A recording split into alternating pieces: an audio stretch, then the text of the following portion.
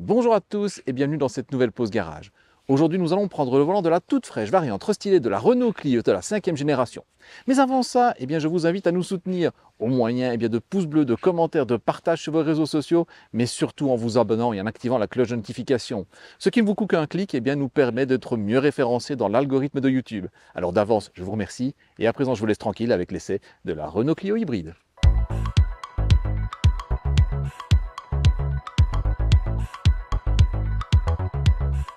Lorsqu'elle fut présentée au public le 28 janvier 2019, la Clio 5 a étonné.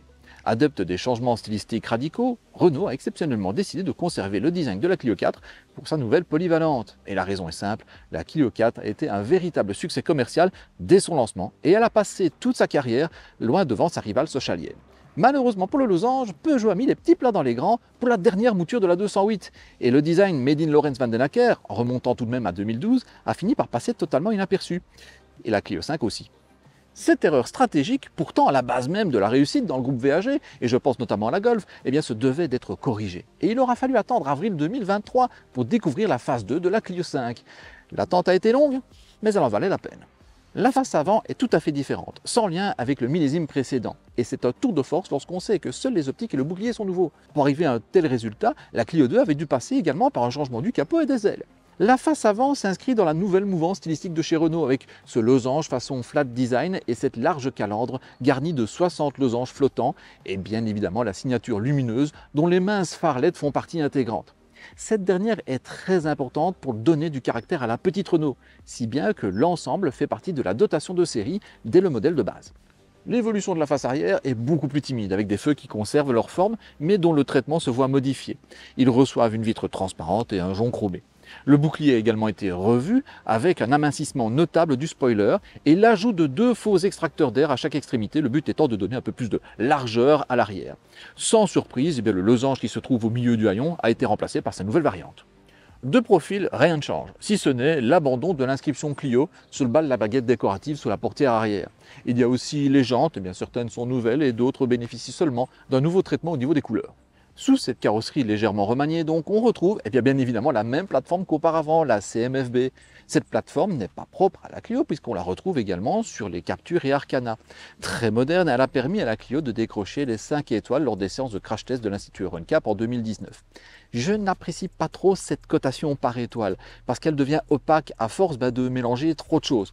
Je lui préfère toujours les scores en sécurité passive pour les occupants adultes et enfants, à savoir pour la Clio 5, 96 et 89%.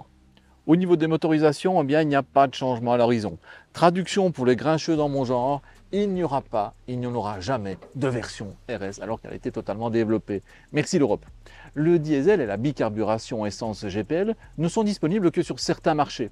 En Belgique, nous devons nous contenter de l'essence et de l'hybride auto-rechargeable e-tech de 145 chevaux, une motorisation que j'avais eu l'occasion d'essayer déjà sur l'Arcana et sur le Jogger et qui m'avait laissé une très bonne impression.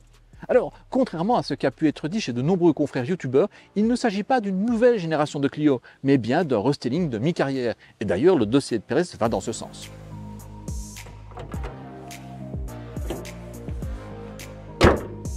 Avant de poursuivre cet essai et de vous parler du tarif, je tiens à remercier très chaleureusement notre partenaire du jour, le garage Neri by Autosphère. Ils ont rendu cet essai possible en mettant à notre disposition et sans condition cette Clio 5 toute neuve. Autosphère est concessionnaire officiel Renault mais également Dacia en région liégeoise. Vous trouverez toutes leurs coordonnées dans la description située sous cette vidéo. N'hésitez pas à les contacter, ils se feront un plaisir de vous renseigner sur votre future voiture et allez savoir, ce sera peut-être une Clio 5 comme celle-ci. Alors maintenant, chose promise, chose due, nous allons parler argent.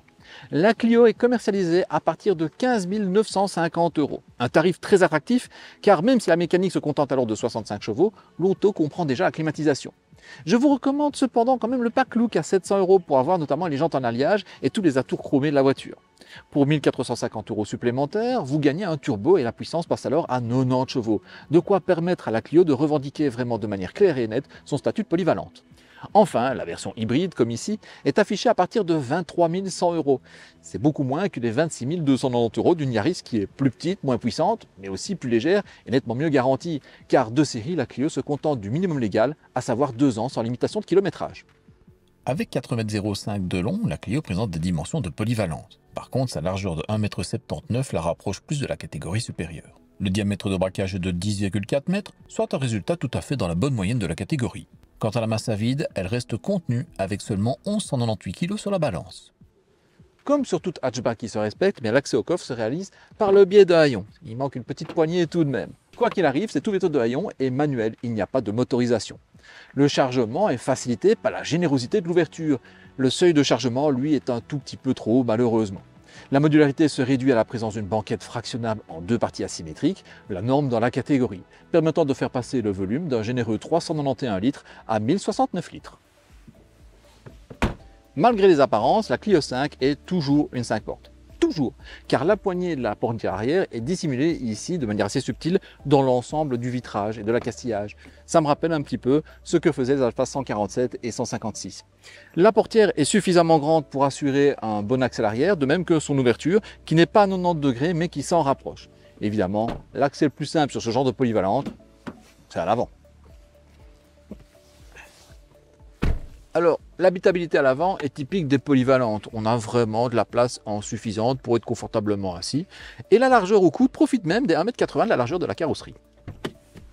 À l'arrière, eh bien, le bel empattement de 2,58 m permet de disposer d'un espace qui est tout à fait correct pour la catégorie des polyvalentes. Fabien s'est assis tout à l'heure à cette place-ci et du haut de son 1,87 m, eh bien, il avait de la place juste en suffisance pour ses jambes et il était vraiment à la limite pour la tête. Donc j'ai envie de dire que jusqu'à 1,85 m à l'arrière, on a tout à fait ses 16. On peut donner que 2 adultes, parce que 3, il n'y a vraiment pas la place. En plus, celui du milieu, il y a le tunnel de servitude qui passe entre ses jambes. Par contre, quand on est à 2 à l'arrière, on est quand même vachement bien. La banquette, elle est bien confortable. On a un rembourrage pour le fessier qui est vraiment souple à la française. J'ai envie de dire, enfin. Le dossier est un petit peu plus rigide, mais il est bien dessiné, donc on est plutôt bien assis dedans. Au niveau des commodités, c'est le strict minimum, avec des fenêtres avec mode séquentiel quand même pour l'électrique, donc ça c'est comme sympa. Un rangement dans la portière, rangement aumônière, mais c'est tout. La visibilité périphérique est plutôt bonne, sauf comme vous en doutez, en 3/4 arrière, comme dans 95% des cas, depuis 30 ans. Heureusement, l'électronique est là pour veiller au grain, avec toute une série de détecteurs d'angle mort, de caméras 360 degrés, et pour les plus paresseux d'entre nous, eh bien, la Clio dispose même d'une fonction main libre pour le stationnement, que je n'ai pas essayé parce que ça me file un peu la trouille de l'essayer, j'avoue. Et sur un véhicule où je dois payer une grosse caution si jamais je vais la planter, je préfère éviter. Il y a encore toute une série d'autres aides électroniques comme le freinage automatique d'urgence, l'assistant au maintien de la voie ou encore les régulateurs de vitesse auto-adaptatifs, ce qui permet à la Clio de revendiquer une conduite autonome de niveau 2. Le design intérieur a été repris tel quel de la précédente mouture de la Clio 5. J'avoue que c'est pas plus mal parce que le design intérieur est vraiment très réussi avec notamment cet écran en façon verticale. Mais Renault nous parle de matériaux beaucoup plus éco-responsables, à l'image par exemple du cuir, qui a été remplacé dans tous les cas par du TEP. Techniquement, j'ai vraiment pas vu la différence au toucher ou à quoi que ce soit. Au centre du tableau de bord, on retrouve donc cette tablette qui fait ici 9,3 pouces, contre 7 sur la version de base, qui va reprendre tout le système multimédia. Et elle va faire une petite cinématique au début de chaque démarrage. L'ensemble donne entière satisfaction en termes de luminosité, en termes de réactivité, en termes de contraste. Franchement, à ce niveau-là, même quand il y a plein de lumière, il n'y a pas de souci de visibilité. Sans surprise, le système multimédia, c'est le EasyLink qui remplace le AirLink d'auparavant. Et franchement, en termes de rapidité, de réactivité, il n'y a vraiment rien à lui reprocher. Il fonctionne vraiment très très bien. Son interface est très simple, les designs sont très beaux. Quand on peut changer, par exemple, le mode de conduite, et bien voilà, on a quelque chose qui est très esthétique. Pour passer en éco, c'est un autre esthétique. Je trouve ça vraiment très réussi, c'est très beau. Mais moi, personnellement, je préfère toujours utiliser Apple CarPlay. Comme ça, quelle que soit la voiture dans laquelle je vais monter, et sachez qu'avec la chaîne, je vais dans beaucoup de voitures différentes, eh bien, je retrouve toujours mes petits, je retrouve toujours mes favoris, je retrouve toujours toutes mes données. Et ça, c'est quand même vachement bien.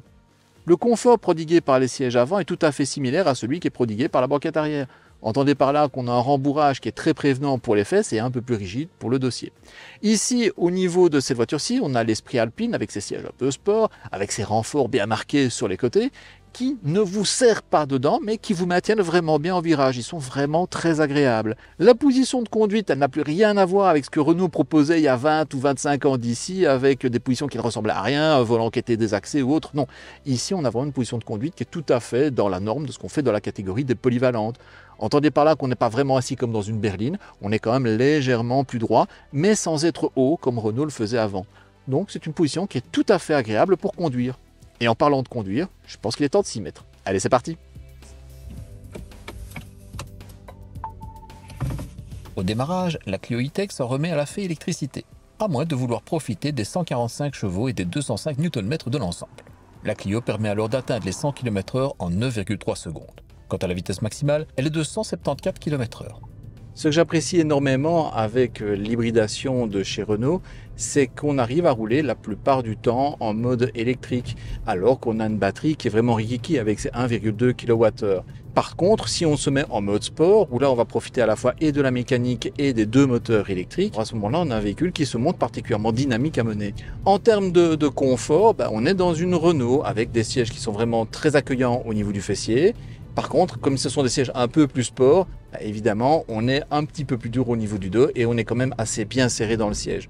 Ici, le moteur thermique vient de se remettre en route pour recharger la batterie. Il est encapsulé de manière satisfaisante, même si je pense que Renault aurait pu aller un petit peu plus loin dans l'encapsulage, histoire qu'il soit plus discret. Par contre, en termes d'isolation vibratoire, là, c'est du 100%. On ne sent absolument rien dans l'habitacle, dans les pédales, rien du tout.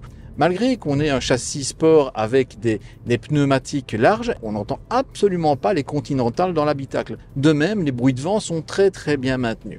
Ici, nous sommes dans une finition esprit alpine avec une suspension un peu plus ferme, avec des roues un petit peu plus importantes, des sièges plus fermes. Ça donne un petit côté dynamique à ce 140 chevaux. Par contre, pour rouler toute la journée avec cette voiture-ci, je lui préférerais quand même une version plus classique, plus traditionnelle, histoire d'avoir un petit peu plus de ouaté typique de chez Renault. Par contre, l'esprit alpine, l'avantage, c'est en termes de dynamisme. Franchement, la tenue de route, elle est excellente. Et là, moi, je retrouve le losange tel que je l'ai aimé du temps de la Clio de première génération. Je ne parle pas de la Williams, j'en ai pas une, mais j'ai longtemps conduit une 1.4S. Et franchement, c'était le pied à conduire. Et je retrouve dans cette voiture-ci vraiment le compromis tenue de route confort typique de la marque, où on ne va pas placer le curseur trop à l'allemande. Non, on a vraiment un curseur à la française, c'est-à-dire avec en même temps un confort qui est préservé dans l'habitacle et en même temps un véritable dynamisme. La direction, par exemple, elle est ultra précise. Le diamètre de braquage est très court, aussi ça c'est plaisant, mais enfin ça c'est un autre domaine. Mais on a une direction qui est très précise, elle est pas caoutchouteuse, il y a du retour d'information. Vraiment la direction c'est un gros point fort de la voiture et ça permet de diriger un train avant avec un châssis qui est du même acabit. On prend du plaisir au volant de cette Clio, ça c'est clair et net. Le freinage, quant à lui, moi je l'ai trouvé satisfaisant, sans plus. Si on commence à conduire sportif avec lui, on voit bien que c'est pas un freinage qui est fait pour ça. C'est un freinage qui est fait plutôt pour avoir beaucoup de progressivité, que ce soit en ville et autres. Et il ne vient que suppléer, vraiment quand il le faut, la recharge du moteur électrique. Il y a également le mode B sur la boîte de vitesse qui permet alors de favoriser la recharge avec un frein moteur qui est beaucoup plus puissant. Donné pour 4,3 litres en consommation mixte sur le protocole WLTP, soit l'équivalent de 97 grammes de CO2 par kilomètre, la Clio hybride a consommé 4,8 litres au cours de cet essai, dont notre protocole vous est expliqué dans la vidéo dont le lien s'affiche ci-dessus. Avec 39 litres de contenance, le réservoir autorise une autonomie autoroutière avoisinant les 650 à 700 km. Lors de sa sortie en 2019, la dernière génération de Clio affichait de très belles qualités routières, un excellent confort, un habitacle moderne et un haut degré de sécurité passive. Le tout en se faisant passer pour l'ancienne mouture de 8 ans son aîné. Cette erreur stratégique a enfin été corrigée. À l'ensemble de ses qualités initiales, la Clio ajoute enfin un design plus personnel, plus dynamique, bien plus dans l'air du temps. Elle gagne ce petit plus qui peut faire toute la différence, le caractère. Cette vidéo est à présent terminée et j'espère qu'elle vous a plu. Si c'est le cas, vous connaissez le principe, le pouce bleu, le commentaire, le partage sur vos réseaux sociaux, mais également l'abonnement avec la cloche de notification. Tout ce qui ne vous coûte qu'un clic, mais qui nous permet d'être diablement mieux référencés dans l'algorithme de YouTube. Vous pouvez également suivre l'actualité de la Pause Garage sur nos réseaux sociaux, Facebook en tête, mais également sur notre site internet. Et n'oubliez pas que tout ça est 100% gratuit et 100% dépourvu de publicité, car pour Fabien comme pour moi-même, la Pause Garage est et restera toujours un pur hobby. Je vous remercie de nous avoir regardés, je vous dis à très bientôt et d'ici là, soyez prudents sur les routes. Ciao!